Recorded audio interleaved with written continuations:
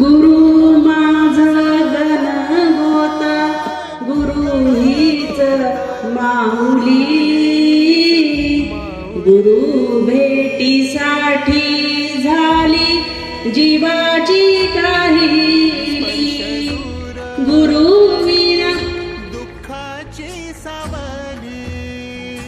बोला गुरु भेटीसाठी झाली जीवाची काहिली भक्त तुझा गुरुदेवा पुरता अट्टा